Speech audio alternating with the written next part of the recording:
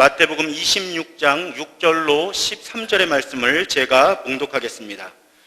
예수께서 베다니 나병 환자 시몬의 집에 계실 때에 한 여자가 매우 귀한 향유 한 옥합을 가지고 나와서 식사하시는 예수의 머리에 부으니 제자들이 보고 분개하여 이르되 무슨 의도로 이것을 허비하느냐?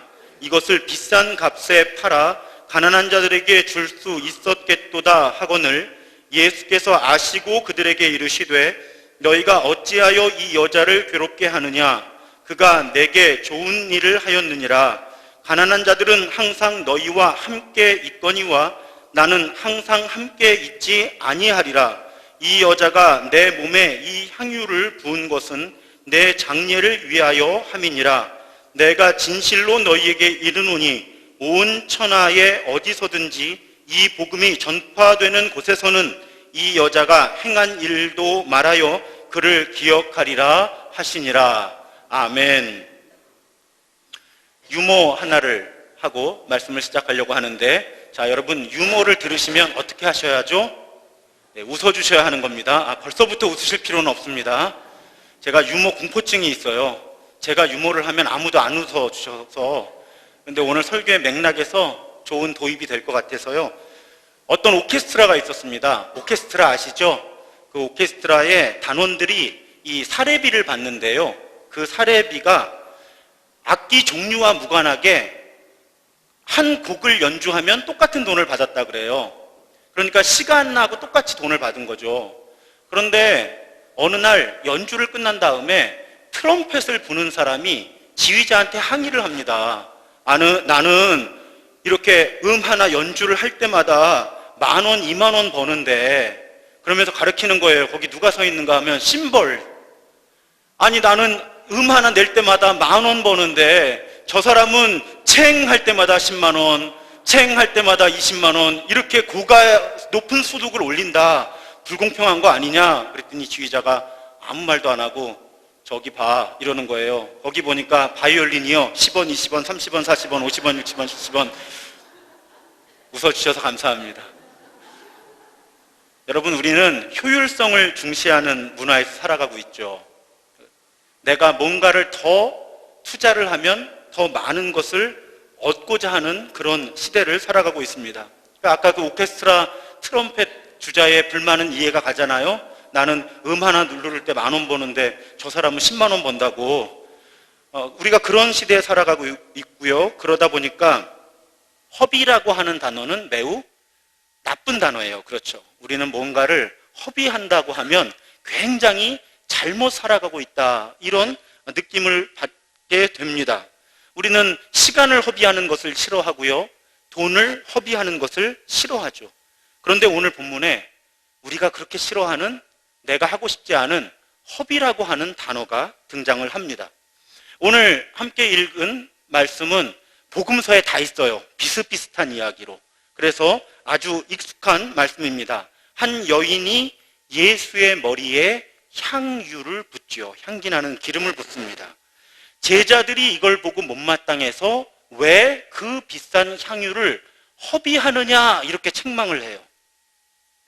그런데 예수님의 판단은 달랐죠.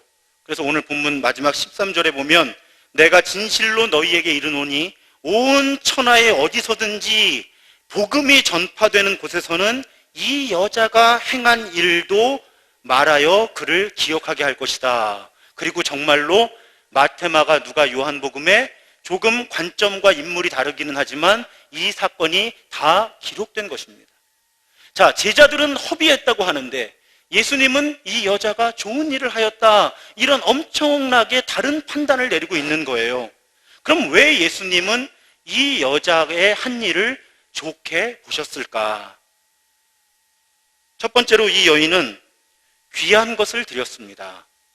오늘 본문에는 그저 매우 귀한 향유라고 되어 있는데요. 마가복음과 요한복음의 기록에 보면 이 향유의 가치가 얼마로 되어 있죠? 성경 퀴즈 시간입니다. 네, 300데나리온이에요. 데나리온이 대략 어느 정도의 가치죠? 당시에 하루 품삯. 그러니까 여러분, 일주일에 하루 쉰다고 생각하면 300데나리온은 한 사람의 근로자가 1년 동안 일해야 벌 수 있는 돈입니다. 그러니까 정말 매우 비싼, 매우 귀한 향유죠. 그 비싼 것을 아끼지 않고 예수께 부어드렸기 때문에 이 여인의 헌신은 허비가 아니라 아름다운 헌신으로 예수님께서 보시는 것입니다. 그런데 문제가 있어요. 예수께서 이렇게 아름다운 헌신이다. 저는 오늘 설교의 제목을 아름다운 허비다 이렇게 붙여보았는데, 예수님께 아름다운 헌신이었지만 제자들과 충돌했다는 것입니다. 오늘 본문에 보면 제자들이 분개했다고 되어 있어요. 제자들이 분개해서 무슨 의도로 이것을 허비하느냐, 이것을 비싼 값에 팔아 가난한 자들에게 줄 수 있었겠도다 하거늘, 지금 이 여인의 헌신을 제대로 알아보지 못하는 사람들은 예수 안 믿는 사람들이 아니었다는 것이죠. 우리식으로 이야기하면 교회 안에 있는 사람들이었다는 뜻이에요. 그런데 그들은 지금 철저하게 합리성을 가지고, 상식을 가지고 판단을 내리고 있습니다. 제자들이 방심한 거예요. 자신들이 가지고 있는 합리적인 상식이 예수님의 뜻과 다를 수 있다는 생각을 못한 겁니다. 그리고 어떤 복음서에서는 이 제자들의 의도가 불순했다고 기록하고 있죠. 이걸 부어버리지 않고 돈으로 주면 내가 그 돈의 일부를 차지할 수 있을 텐데 라는 생각을 가지고 이런 얘기를 했다 하는 기록도 있어요. 여기서 우리가 알 수 있는 사실은 아름다운 헌신, 아름다운 허비는 자주 주변 사람들에게 인정받지를 못합니다. 귀한 헌신일수록 사실은 인정받기 어려운 거예요. 여기 우리의 딜레마가 있습니다. 어떤 교회, 혹은 죄송해요, 여기는 그런 분 안 계시니까, 어떤 교회 혹은 어떤 교인들은요, 상식이 없어요. 그러다 보니까 어떤 일이 일어나는가 하면 하나님의 뜻을 빙자해서 비상식적이거나 비윤리적인 일이 일어날 가능성이 큰 교회들이 상당히 많이 있습니다. 반대로 어떤 공동체나 어떤 성도들이 있는가 하면 상식에 매여 있는 교회, 상식에 매여 있는 성도들이 있어요. 그러면 그 교회는 매우 상식적이고 합리적으로 이루어지는 것처럼 보이지만 하나님을 위해 상식을 넘어서서 헌신할 여지도 없어지고요, 하나님께서 그 공동체의 상식과 합리성을 넘어서 역사해 주실 가능성도 줄어드는 거예요. 이해가 되시죠? 이런 양극단이 있어요. 교인들 중에도, 교회 가운데도 어떤 교회, 어떤 교인들은 합리적이고 상식적이에요. 그래서 아주 효율적이고 소통하기도 좋고 좋은데 대신 예외를 잘 인정하지를 못해서 그렇게 되니까 여기는 그냥 합리성과 상식이 지배하는 공동체가 됩니다. 안전하기는 해요. 그런데 하나님께서 상식을 넘어서서 일하시기가 어려운 구조가 만들어지는 거죠. 반대 극단에서는 너무 상식이 없어요. 너무 합리성이 없어요. 그래서 자칫 소통이 되지 않고 무례하거나 윤리적이지 못한 일들이 일어날 가능성이 높은 거죠. 이 두 극단을 우리는 매우 조심해야 합니다. 저에게 선택하라고 하면 사실은 이 양쪽 극단 가운데는 이쪽이 더 매력적이에요. 저한테는 상식과 합리성이 안정적으로 이루어지는 그런 교회를 저는 선호합니다. 그런데 역시 조심스러운 것은 무엇인가 하면 자칫 잘못하면 상식에 매일 수가 있다는 거예요. 저도 지난번 당회를 하면서 또 구역회를 하면서 여러 교우들께 우리 교회도 정관과 정관에 따른 규정을 만들어서 교회 운영을 해야 합니다. 그래야 투명하고 서로 이해할 수 있는 교회의 살림이 이루어질 수 있습니다라고 말씀을 드렸습니다. 그런데 걱정이 있어요. 많은 교회들이요, 정관하고 규정을 만들 때 너무 합리적으로 만들어 놓고요, 거기에 매이는 거예요. 그래서 누구를 도와줄 때는 이렇게 도와주자 약속을 해놨는데 문제는 이 기준을 벗어나는 일이 생겼는데 그 기준을 벗어나는 사람을 도와줄 방법이 없어서 못 도와주는 거예요. 이런 건 또 다른 약점이 되거든요. 그래서 어떤 교회는 변호사들까지 다 해서 정관을 만들어 놓고요. 1년 만에 정관을 바꾸더라고요. 왜요? 너무 법대로 하려니까 이 교회가 하나님의 뜻대로 오히려 못 움직이는 거예요. 그러니까 지금 제자들이 그렇죠. 옳은 말을 한 거예요. 복음서에서 걱정하는 것처럼 돈을 맡았던 사람이 이걸 횡령하는 상황만 일어나지 않으면 아니 가난한 사람들에게 나눠주지 그 큰 돈을 합리적인 말이에요. 그런데 적어도 지금 예수님이 놓여있는 이 상황에는 맞지 않았던 거죠. 그래서 교회가 합리성의 기초에서 약속을 하고 법을 만들고 교회를 치리하고 운영해 나가는 건 매우 기본적인 일이긴 하지만 담임 목사와 교인들 모두가 마음속에 이만큼 공간을 가지고 있어야 하는 거예요. 만약에 우리가 만든 법이, 규칙이, 약속이 하나님의 뜻에 맞지 않는다는 판단을 교회 대다수가 할 때는 언제든지 우리가 이 법을 바꿀 수 있다. 혹은 예외를 인정할 수 있다. 이런 마음을 품지 않으면 오늘 제자들처럼요, 아주 합리적으로 일하고 예수님께 혼나는, 이해가 되시죠? 아주 합리적으로 말했잖아요. 이 큰 돈 가지고 왜 허비해? 가난한 사람 주지? 아주 옳은 말을 하고 예수님께 인정받지 못하는 그런 상황도 일어날 수 있다는 것입니다. 그런 교훈을 또 오늘 말씀이 우리에게 주지요. 그래서 저는 교회를 이렇게 생각합니다. 교회는 상식에 기초하면서도 상식을 넘어서는 곳이다. 이 두 가지를 다 버릴 수가 없는 거예요. 여러분, 상식에는 기초해야 돼요. 하나님 뜻이라고 함부로 하면 안 돼요. 담임 목사도 그러면 안 돼요. 그렇죠? 거긴 다 동의하시잖아요. 그러니까 교회는 상식에 기초하기는 하지만 언제든 그 상식을 넘어서는 헌신을 할 수 있는 곳, 언제나 그 상식을 넘어서는 사랑을 실천할 수 있는 곳이 바로 교회가 되어야 된다는 말씀이에요. 그러니까 이 여인이요, 상식이 없는 사람이 아니고요, 이 여인도 상식이 있는 사람인데 오늘 이 상식을 넘어서는 헌신을 했고 예수님은 그 상식을 넘어서는 헌신을 기쁘게 받아주시고 칭찬하셨다는 것입니다. 세 번째, 아름다운 허비, 아름다운 헌신에는요, 적절한 시기가 중요해요.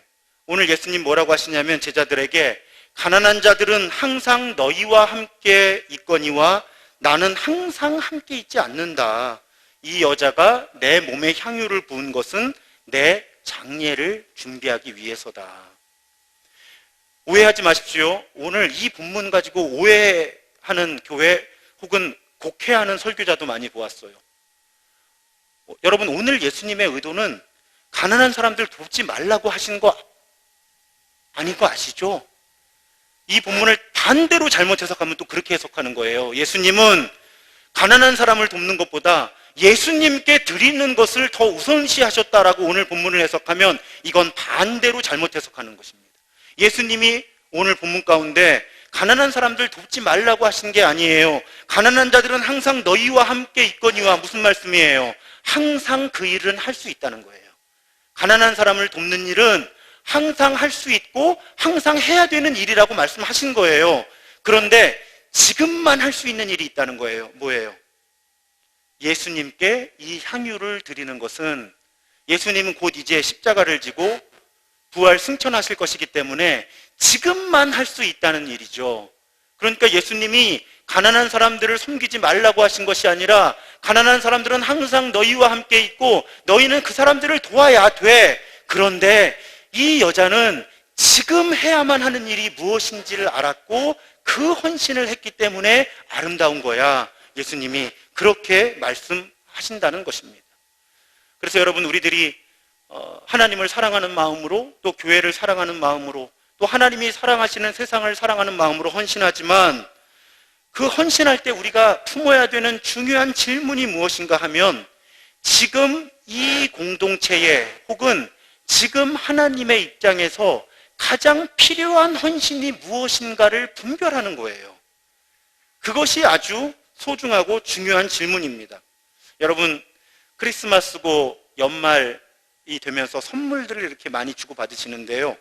선물의 가치를 크게 만드는 것은요, 제가 보니까 단지 선물이 얼마짜리냐가 아니고요. 선물의 가치를 크게 만드는 건 지금 이 선물이 이 사람에게 필요한가 하는 거더라고요. 어떤 때는요, 그런 거 있잖아요. 5,000원짜리, 10,000원짜리인데 제가 제 돈 주고 사기 뭐해서 안 샀던 건데 누가 선물하면요, 이건 5만 원, 10만 원의 가치를 하는 거예요. 제가 그게 필요했는데 차마 못 사고 있었던 거거든요. 교회와 하나님을 향한 우리의 헌신도 마찬가지예요. 여러분, 우리가 조심해야 될 게 무엇이냐면 내 기준으로 헌신하는 거예요. 내가 필요하다고 생각해서 내가 필요하다고 생각되는 방식으로 내가 적절하다고 생각하는 헌신을 하는 것은 아름다운 헌신이기는 하지만 가끔은 위험한 헌신이 됩니다. 이것은 내 헌신이 되기가 쉬워서 그래요. 그러므로 우리가 우리의 헌신을 아름답게 하기 위해서는 어떻게 해야 하느냐 하면 기도해야 되는 거예요. 그리고 하나님께 여쭤봐야 되는 거고요. 혹은 같은 공동체에 있는 믿음의 가족들끼리 의논을 해야 하는 거예요.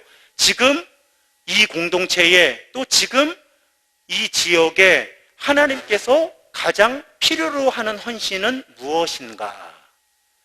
그리고 그 헌신이 어떤 방식으로 이루어져야 하는가를 겸손한 마음으로 묻고 의논하고 순종하는 마음이 우리에게 필요하다고 하는 것입니다. 지금 제자들에게 없었던 부분이 바로 그 부분이죠. 그럴 때 결국 아름다운 헌신의 기준은 무엇인가 하면 얼마나 사랑 때문에 그 일을 하는가. 거기에 아름다운 헌신, 아름다운 허비의 기준이 있습니다. 결국 우리가 깨닫게 되는 것은 오늘 이 장면에서요, 이 여인의 헌신이 아름다운 헌신, 아름다운 허비가 되는 중요한 이유는 예수를 향한 표현하기 힘든 사랑 때문에 이 향유를 드렸기 때문에 그 마음을 보시고 예수님께서 이 여인의 헌신을 칭찬하시고 복음이 전해지는 언제까지든지 이 이야기가 전파될 것이라고 약속해 주셨다는 것이죠. 반대로 제자들은 사랑이 없었던 거예요. 자기들 선생님인데, 자기들이 주님이라고 불렀던 분인데, 주는 그리스도시요 살아계신 하나님의 아들이라고 고백까지 했었는데, 지금 이 향유를 머리에 부었을 때 예수님의 마음이 어땠는지를 이 제자들은 깨닫지 못했고 예수님을 사랑하는 마음이 부족했었다는 것이 이 제자들의 문제였다는 것입니다. 그러니까 당연히 합리적이고 객관적이고 상식적으로 이 여인의 헌신이 허비로 보인 것이지요.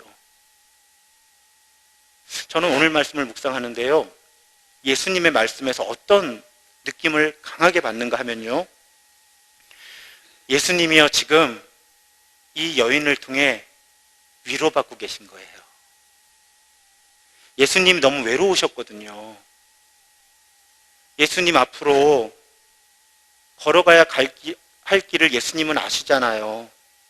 진짜 말도 안 되는 사람들한테 붙들려 가서 말도 안 되는 논리로 재판을 받고 말도 안 되는 죄목으로 사형에 처해져서 말도 안 되는 모양새로 십자가에 못 박혀 죽게 되시는 그 길을 걸어가야 된다는 걸 예수님은 알고 계신데 제일 가까이 사랑하는 제자들마저도 그 길을 따라오려고 하기는커녕 예수님이 가시려고 하는 그 길을 이해하기도 싫어하고 오해하고 예수님이 혁명을 일으키셔서 성공하면 내가 높은 자리에 앉아야지 이런 마음으로 가득 차 있으니 예수님이 얼마나 외로우셨겠어요. 그렇게 예수님이 외로워하고 계신데 여인 하나가 들어와서 어쩌면 이 여인에게 이 향유는 정말 소중한 거였을 거거든요. 그런데 묻지도 따지지도 않고 이 비싼 향유를 예수의 머리에 부음으로써 예수를 향한 자기의 사랑을 고백하고 있는 거예요. 예수님이 이 여인의 이 향유를 통해서 너무 위로받고 마음이 좋으신데 제자들은 그 순간도 예수님의 마음을 이해하려고 하기는커녕 이 돈 갖다가 가난한 사람들이 나눠주지 뭐 하는 거야? 왜 이렇게 허비를 하는 거야? 하고 분개를 하니까 예수님 얼마나 섭섭하셨겠어요. 차라리 가만히 있으면 중간이나 갔지 이 순간에. 예수님은 한 인간으로서, 하나님이시기도 했지만 이 순간 한 인간으로서 이 여인이 너무 고마우셨던 거예요. 네가 내 마음을 알아주는구나. 그래, 내가 지금 요즘에 몹시 내 마음이 힘들고 외로웠는데 그래도 너는 내 마음을 알아주는구나 하고 이 여인의 헌신을 예수님께서 기뻐하신 것이죠. 저도 목회해 오면서 가끔 그런 순간들이 있어요. 이렇게 잊혀지지 않는 순간. 두 가지 순간이 잊혀지지가 않아요. 어느 날 제가 굉장히 지쳤어요. 그때 한 교회에서 오래전의 이야기예요. 청년 사역을 하고 있었는데 토요일에 몹시 몸과 마음이 지친 날이었고요. 보통 그 교회에서는 토요일에 청년들 리더 훈련하고 뭐 사역을 마치면 밤 9시에서 10시가 되었거든요. 근데 그날도 이 사역을 마쳤는데 또 조문을 가야 됐어요. 밤에. 그래서 저도 내일 또 주일인데 이상하게 왜 여러분 그런 날 있잖아요. 가라앉는 날. 그 가라앉는 날이었어요. 그래서 이렇게 모임을 서둘러 마치면서 내가 또 조문을 가야 하는데 먼저 좀 일어날게, 좋은 시간 보내고들 집에 가라. 청년들한테 이야기를 하고 이제 복도로 나아가서 문 앞에 바로 있는 엘리베이터를 이렇게 누르고 기다렸어요. 근데 리더 한 자매가 이렇게 따라 나와요. 그러더니 제 앞에 이렇게 서요. 그러더니 갑자기 제 손을 이렇게 잡아요. 얘가 왜 이러지? 그리고 이 청년을 이렇게 쳐다보는데 이 청년이 저한테 웃으면서 그러는 거예요. 목사님, 그냥 손 한번 잡아드리고 싶었어요. 그러고 들어갔어요. 근데 정말 그 자매가 이렇게 손 한번 잠깐 잡아준 그 몇 초의 시간이요. 그냥 제 몸과 마음을 회복시키더라고요. 그때 저는 배려의 놀라운 힘을 아주 강하게 경험한 거예요. 내 몸과 마음이 이렇게 지쳐 있는데 이걸 이 자매가 알고 나와서 해줄 수 있는 게 없으니까 목사님 손 한번 잡아드릴게요. 이러고 몇 초 동안 손 잡아주고 따뜻하게 웃어주고 들어간 것이 정말 저를 살리더라고요. 또 한 번의 기억은 그날도 역시 여러 교회 사역 가운데 좀 탈진한 날이었어요. 좀 우울한 마음으로 교회 밖에 어떤 모임을 가고 있는데 그 교회 후배 목사님 중에 한 분이, 근데 그분은 제가 어렸을 때 학생일 때 제가 전도사였어요. 그러니까 제 제자기도 하고 동료기도 하고 후배기도 했던 목사님인데 메시지가 왔어요. 문자 메시지가. 문자 메시지를 이렇게 보니까 목사님 힘내세요. 따르는 후배들이 많습니다. 이렇게 짧게 적혀 있는 건데 그냥 늘 가벼운 입에 뭐 그냥 이렇게 식상한 립 서비스 그냥 하는 칭찬일 수도 있는데 그 순간에 그 두 줄의 문장이요. 제가 굉장히 눌려있고 탈진해 있던 제 몸과 마음을 회복시켜 주더라고요. 자, 그 자매와 그 목사님이 저에게 값비싼 선물을 해서 제가 새 힘을 회복한 게 아니거든요. 뭔가 많은 말을 해서 제가 회복된 것이 아니었어요. 잠깐 손잡아주고 웃어준 것. 아주 짤막한 문자 메시지 하나를 보내준 것이 왜요? 그 배려와 사랑이 느껴져서 그리고 가장 중요한 것, 그 순간에 저에게 필요했던 격려였거든요. 아마 하나님께서 그 자매와 그 목사님께 그런 마음을 주셨을 것 같아요. 어쩌면 그 타이밍에 그렇게 그런 문자를 보내주고 그렇게 손을 잡아줄 수 있었을까. 예수님의 마음이 지금 그런 거예요. 이 여인은 복잡하게 따지지 않고요. 그냥 지금 예수님을 향한 자기 마음을 표현한 것이고요. 예수님께는 그것만으로도 충분히 아름다운 선물이 되었던 것이죠. 사랑하는 여러분, 우리 신도중앙교회에 와서 제가 8개월을 보내면서요, 보면 정말 지금 제가 말씀드렸던 아름다운 헌신을 해오신 분들이 참 많이 계셔요. 그분들이 여기 앉아 계신 거예요, 지금. 제가 오늘 말씀을 준비할 때요, 우리 교인들이 헌신이 부족하니까 내가 아름다운 허비, 아름다운 헌신이라는 말씀을 준비해서 우리 성도들로 하여금 더 헌신하게 해야 되겠다. 제가 이런 의도로 말씀을 준비하지 않았습니다.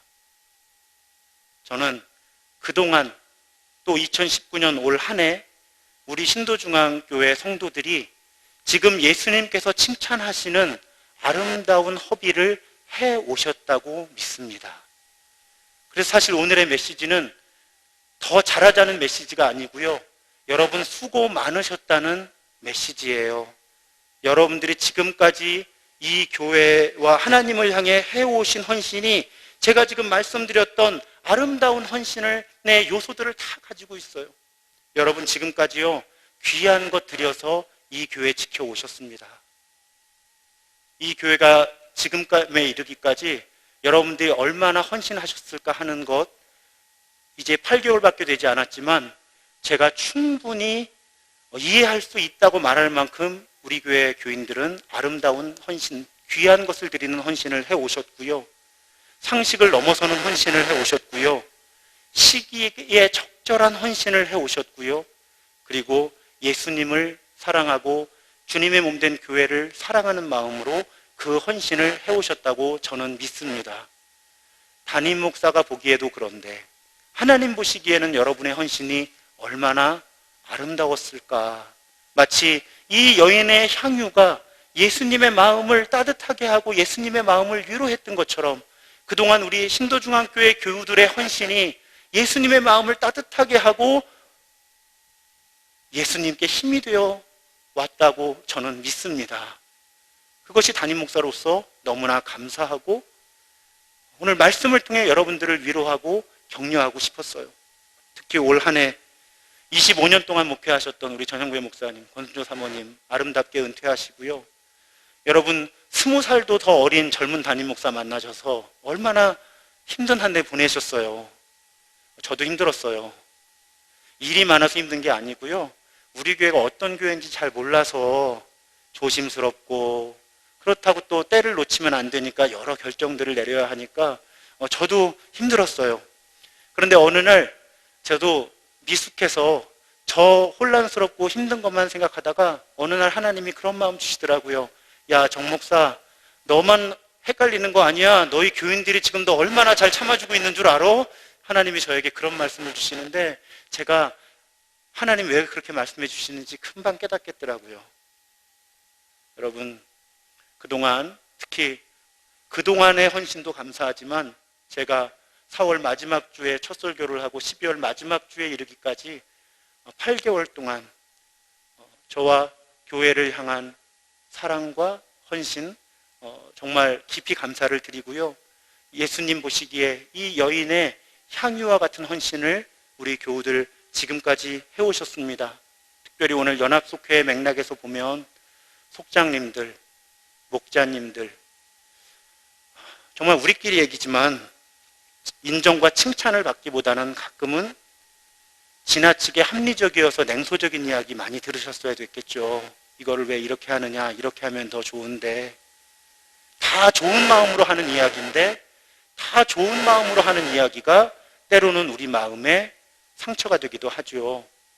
그런 시간들을 우리 속장님들과 목자님들은 제가 알기로는 어떤 분들은 수년 동안 그 역할을 감당해 오셨고, 또 목사가 처음 와서 잘 몰라서 아주 많은 분들이 내년에도 또 속장으로 섬겨주셔야 하는데 지금까지의 향유옥합과 같은 아름다운 허비에 대해서 감사드리고, 또 우리 교회가 앞으로도 이해하지 못하는 사람들은 허비라고 할지라도 우리는 예수님께 인정받는 그런 아름다운 헌신의 자리로 나아가기를 주님의 이름으로 축원합니다. 기도드리겠습니다. 자비로우신 하나님 감사합니다. 예수의 제자들마저도 허비한다고 비판했습니다. 그런데 예수님의 마음을 위로했던 그 여인의 향유, 하나님 우리 신도중앙교회의 교우들도 그렇게 헌신해 오셨고 앞으로도 헌신하실 것입니다.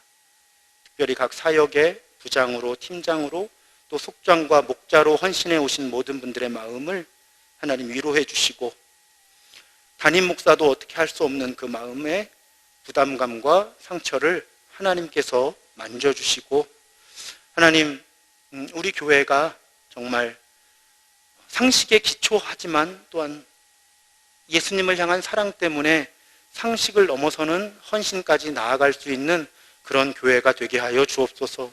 무엇보다도 하나님, 그 헌신에 대해서 예수님께서 복음이 전해지는 모든 곳에 이 이야기가 전파될 것이라 말씀하신 것처럼 우리들의 헌신이 결코 소멸되는 헌신이 아니라 하나님 나라에서 영원히 인정받는 헌신이 될 줄로 믿사오니, 하나님 우리들이 무슨 말과 어떠한 선물로도 위로할 수 없고 격려할 수 없지만 지금 이곳에 계시고 우리 안에 계신 성령께서 우리 마음을 위로해 주시고 더 아름다운 허비, 아름다운 헌신으로 나아갈 수 있는 그런 우리 모두가 되게 하여 주옵소서. 우리 구주 예수 그리스도의 이름으로 감사하며 간절히 기도드립니다. 아멘.